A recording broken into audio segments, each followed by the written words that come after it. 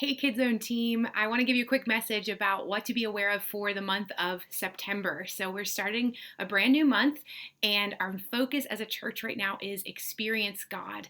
And what I want us to think about as leaders going into this month ties into something we talked about at the Kid Zone Blast training. If you were there for training, you've heard this already, but I want to remind us to think about our inner circle. And so just a quick review, we know that if we look at Jesus and his life, he had an inner circle of people that he was directly influencing through relationship with them.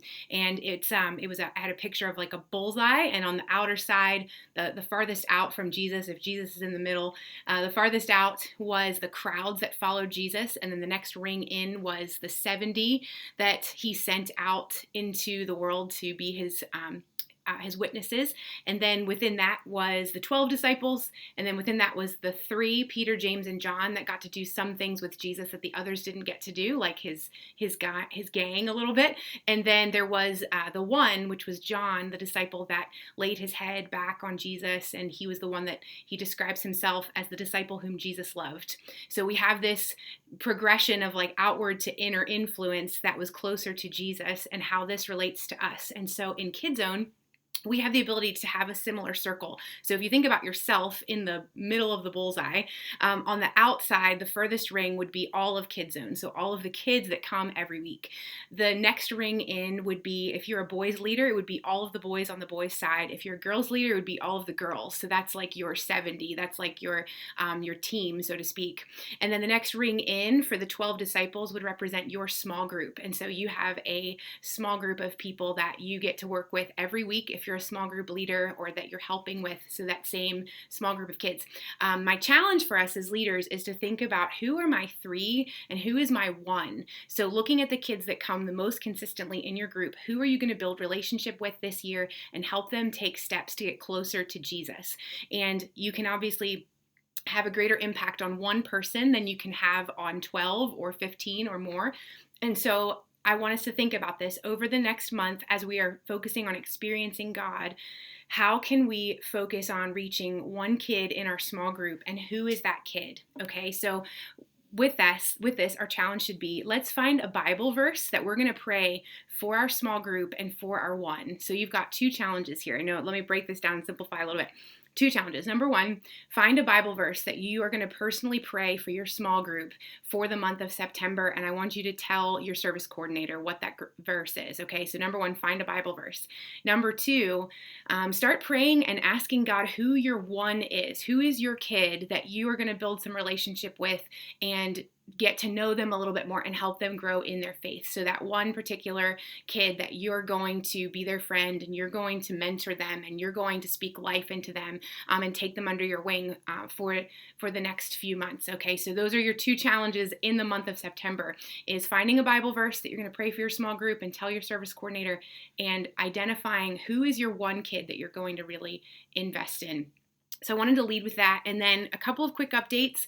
This weekend, our pre-K class opens up in Kid Zone.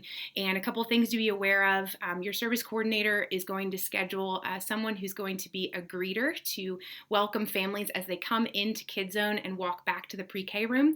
We'll see some parents who will want to walk their children back to the classroom. That's totally okay. So let me just say that's fine if parents want to walk them back to the preschool room. In fact, that's normal because it's probably their first time doing that. And they'll want to make sure that Johnny or Susie gets to the classroom fine, and they may have some challenges getting into the classroom and breaking away from mom or dad, and that's where our preschool teacher will help with that. But if you are a greeter, that's your role, is to help families find the preschool room and then come back to the door and continue to help families get to the door or get to the preschool room. And then you may also be asked to serve in the preschool room. Typically, if you are a middle school student or you are not a small group leader, you will be a candidate to be a helper in our preschool room. And so be ready to do this. Be ready to serve with a great attitude. You are helping to prepare those kids for when they come into the main Kid Zone room in just at the end of this school year. And so this is a big, important role that you're filling if you're helping with the preschool class. And you usually get a snack, which is a fun bonus. But just to be aware, if you're asked to do that and serve in the preschool room, it is very important. You're doing a great job with that, and we value you guys, but be ready to serve and have a great attitude for that this weekend. And one more thing I will point out, there will be signs that we've never had before that will help parents find the pre-K room and the checkout. So we're putting up balloons in each area as well. So there will be a sign outside the pre-K room that says, "Welcome to pre-K," and it will have blue balloons. So we're going to tell parents, go for the blue balloons. That's where your classroom is.